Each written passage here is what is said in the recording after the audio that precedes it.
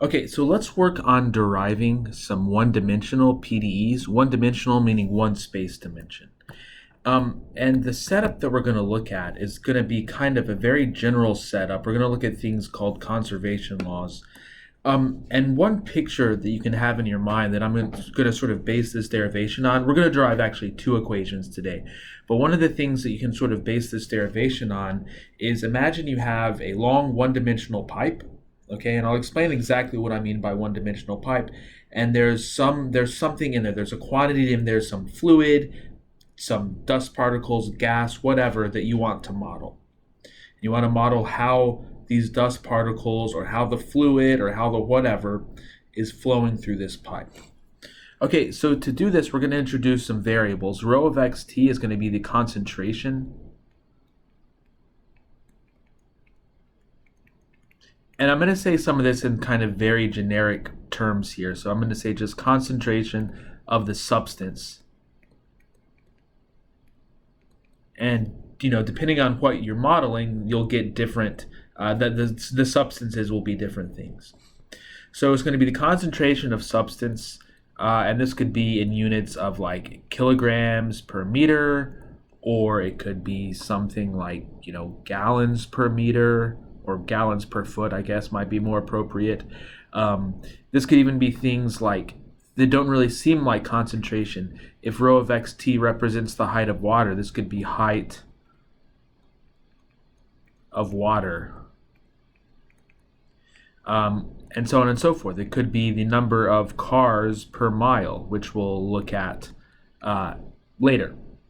Okay, and then u of xt is going to be the velocity. Oh, sorry, this is up here. This is at location x and at time t. Okay, u of xt is going to be the velocity. This is going to be the velocity of the substance at location x and time t. Okay, so now let me tell you what I mean by one-dimensional. So I don't necessarily mean very thin, though if it was very thin, that would also kind of fit the assumptions. My assumption of one-dimensionality, so my one-dimensional assumption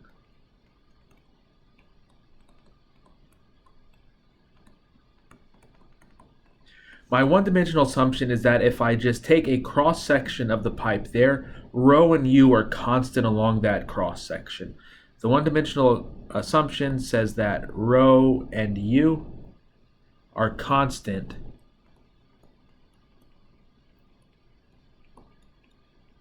along the cross-sections. Like if I slice the pipe and I look at the velocity at the center of the pipe and the velocity at the edge of the pipe and the concentration at the center and at the edge are going to be constant along the cross-sections. Okay, now we know if there's some viscosity in the liquid, then it's the fluid. Like if this is modeling fluid, and there's some viscosity in the fluid, then yeah, we know that along the top and bottom, or not along the top and bottom, but along the edges of the pipe, the water is going to be flowing slowly. We're just going to forget about all of that for now. We're not really going to be looking at any equations that model like a viscous fluid like that. So it's kind of okay for us, but just keep in mind that typically this is kind of a big assumption that we're making. And I'll say a little bit more about that assumption in just a moment here. Okay, actually probably in a couple of videos, I'll mention some examples, some other sort of ways to go to derive PDEs, and I'll mention some of these examples, some of these things then. Okay, so what we want to do is we want to derive a PDE that models rho and u. And we're going to begin with this following assumption. I'm going to pick an arbitrary point A and an arbitrary point here, B. Sorry, these are both supposed to be just lines. An arbitrary point A and an arbitrary point B.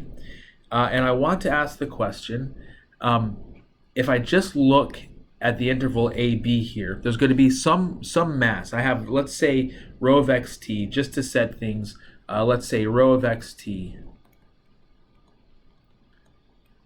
is measuring whatever it is we're thinking about in, we'll say, kilograms per meter. Okay, and so I've got this substance that I'm measuring, and I'm looking at this interval AB. A and B are fixed, and I want to think about what are the ways that the mass within this interval can change. And it's only if stuff flows in or out. In other words, I'm assuming that there's no mass being created or lost inside this interval. So the only way that the total mass in this little piece here can change is if stuff flows out or stuff flows in. Okay, this is called conservation of mass. So conservation of mass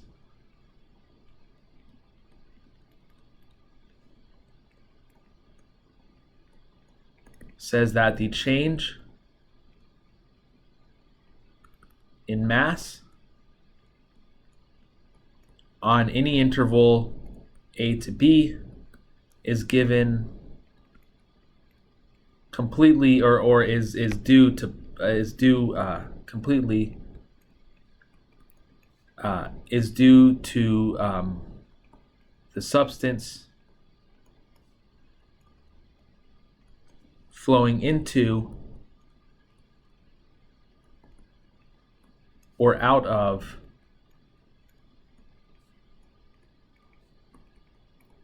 the interval AB at the endpoints, at A or B. So in other words, we're not assuming that any of the substance is leaving like laterally, and we're not assuming any substance is coming in laterally or anything like that. We've got this one-dimensional thing. The only way that the substance can go into the interval, or the only way that the total mass in that interval can increase, is if the substance flows in. The only way it can decrease is if the substance flows out. Okay, so now let's think about this. On that interval, what is the mass for a given AB? I'm going to let m of t denote the mass in that interval at time t. Well, this is just going to be the integral of the density function, rho of xt dx. Let's think about this. Rho of xt, this has units of kilograms per meter times dx. That gives us units of kilograms, so that's kind of a good sanity check there. And then I guess some sort of dimensional analysis would tell us this basically has to be what the solution is, or what the expression is. But we're just integrating the density over the interval a to b, and this is going to give us the total mass in that interval at time t. So the total mass in the interval at time t is given by the integral of the density function from x going a to b. Okay, so if I do the derivative, m dot of t, this is going to be the derivative with respect to t, the integral a to b, rho of xt dx. Okay, so now I know that the only way that the mass in the interval can change is by fluid flowing in or fluid flowing out. So this is going to be rate in minus rate out. Okay, now since our coordinate system goes from left to the right, that's how we're going to think of it here. So if I have a certain velocity here and here, then the rate in is going to be the density at the point A at time t times the velocity. Okay, so if I know I have a certain particles of a certain density flowing at a certain speed, then as it crosses A, like the rate in is going to be rho of at times u of at. Okay, think about that for a minute. And again, if we just want to think about this in terms of units, rho has units kilograms per meter, u has units meters per second, and so overall this has units kilograms per second, which is what it should be. It's the number of kilograms entering A at time t. Kilograms per second entering A at time t. And then similarly over here, this is going to be rho of B T U of BT. Okay, so we're thinking about this side as being rate in, and we're thinking about this as being rate out. Just as a side note, if literally what's happening at A, if it's going in the left direction at A, then rate in would just be a negative number. And similarly at B. Okay, so that's rate in minus rate out. This is equal to rho of AT, U of AT, minus rho of BT, U of BT. Okay, but this is just minus rho of BT, U of BT, minus rho of AT, U of AT. Okay, well this looks very similar to the fundamental theorem of calculus. I'm doing f of b minus f of a. And so let me just come up here. F of b, if f is just some differentiable function, by the fundamental theorem of calculus, f of b minus f of a is going to be the integral from a to b, f prime of x dx. Okay, and so over here, this is going to be minus the integral from a to b times so t is kind of fixed as far as x is concerned. So this is going to be the x derivative of rho times u dx. And so altogether, what this gives us, well, let me make the next observation. A and b do not depend on t, so I can pass this integral, the differentiation sign, into the integral, and now it becomes a partial derivative because on the inside, rho is also a function of x. And so altogether, what this gives us is the integral from a to b of partial t rho dx is equal to minus the integral from a to b partial x rho u. Or if I just add this integral to both sides, I can write this expression in this way.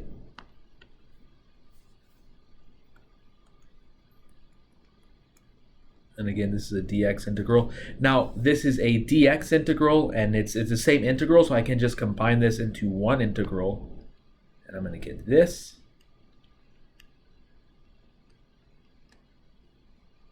So it's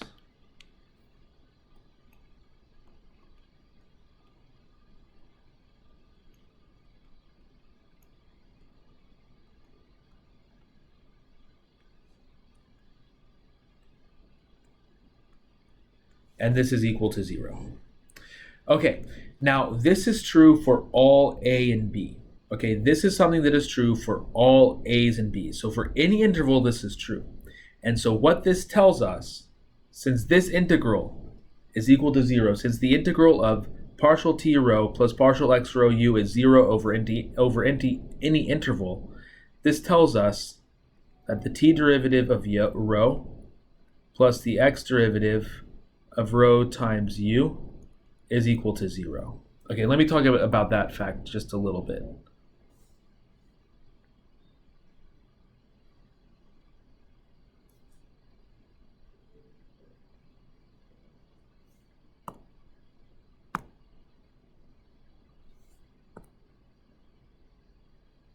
Okay, so here's my claim.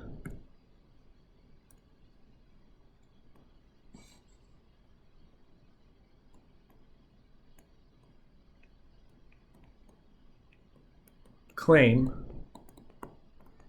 if the integral from a to b f of x dx equals 0 for all intervals, that is for all a, b, and f is continuous.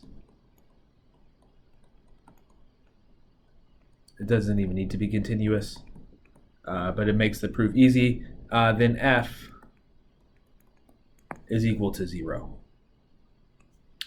Okay, so why is that? So why is this true? Well, suppose not. Suppose there's some number where f of c is greater than 0. Okay, if there's a number, so if the contradiction, I'm arguing by contradiction, so the contradiction to f not being equal to 0 is that there has to be at least one point where it's not equal to 0. Okay, so that means it could be positive or negative. I'm going to assume it's positive. You can adjust the argument for if it's negative. So suppose f of c, there's some c with f of c being greater than 0. So this is A, this is B. Okay, now what does this tell us? Well, I know that f is at this point right here. We'll call this C. At that point right there, f is positive. But f is also continuous. So I know that at least on a little interval around C, f has to be positive there as well. Like I can't, if right, right after C, right to the right of C, like infinitely small past C, the function goes to 0, then it's no longer going to be continuous. So I know that near C, f has to be positive. Okay, so on this interval from A to B, I know that the integral from A to B,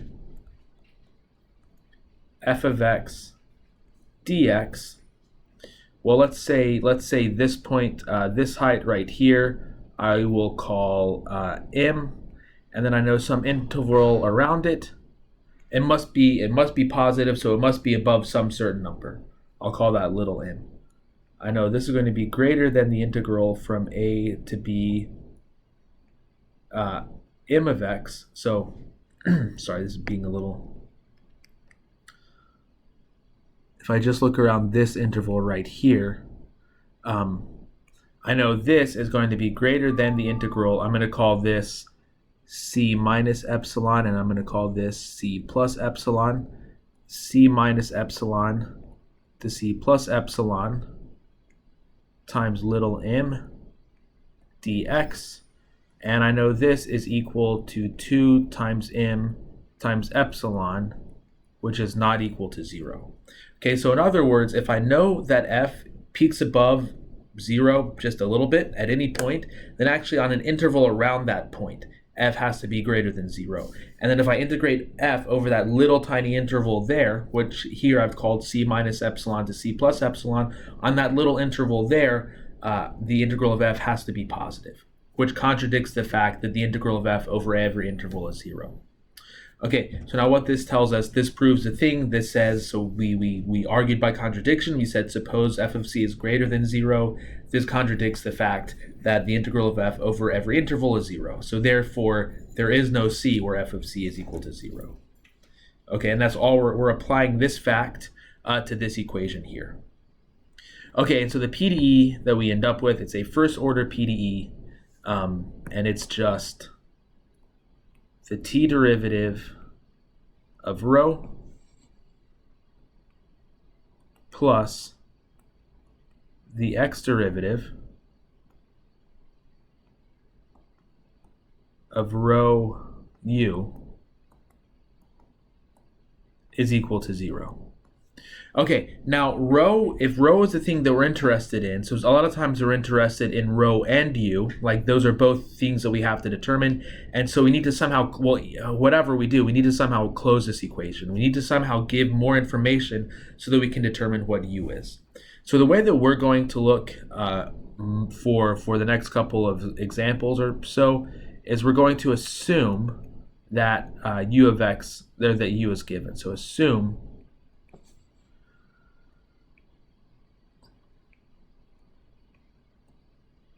So this video is long and I think it's taking up too much memory, so things are lagging right now. So assume that u is given.